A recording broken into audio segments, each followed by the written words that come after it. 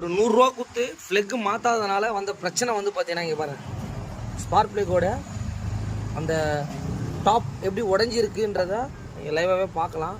இது போல் பிரச்சனைகள்லாம் தவிர்க்கணும். ஏன்னா வண்டியில் சின்ன சின்ன ப்ராப்ளம் வருது. அதுக்கு சர்வீஸ் விடுறது எதுக்குன்னா ஏர் ஃபில்ட்ரு, ஸ்பார்க் ப்ளக் இதெல்லாம் கழட்டி க்ளீன் பண்ணி போட்டால் தான் சர்வீஸு. இதை நீங்கள் பண்ணாமல் அப்படியே விட்டதுனால என்ன ஆகி போச்சு, வண்டி ஓடுற வரைக்கும் ஓடுதுன்னா வண்டி நல்லா ஓடி இப்போ வண்டி நின்றுடுச்சு.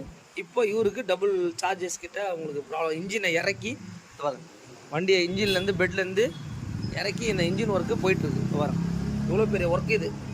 இப்போ வந்து பார்த்திங்கன்னா அந்த உடஞ்ச ஸ்பார்க் ப்ளக்கை வந்து பார்த்திங்கன்னா இங்கே பாருங்கள், நம்ம இன்ஜினை வந்து ப்ராப்பராக ரிமூவ் பண்ணிவிட்டு அந்த ஸ்பார்க் ப்ளக்கில் ஸ்ப்ரேலாம் அடிச்சுட்டு இப்போ வந்து பார்த்திங்கன்னா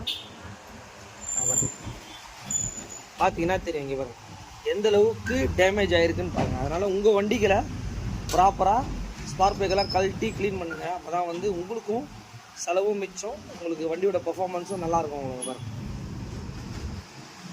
ஃப்ளிக்கெலாம் இந்த மாதிரி வந்து பார்த்திங்கன்னா சாம்பியன், இந்த மாதிரி போஸு, இது மாதிரி ஒரு கம்பெனிஸாக போடணும். நம்ம இந்த வெஹிக்கிளுக்கு வந்து நம்ம என்ன பண்ணியிருக்கோம் அப்படின்னா, அந்த ஸ்பார்க் ப்ளக் வந்து பார்த்திங்கன்னா உடஞ்சி வந்தது. இப்போ வெஹிக்கிளை வந்து ஷார்ட் பண்ணிட்டாங்க பாருங்கள்.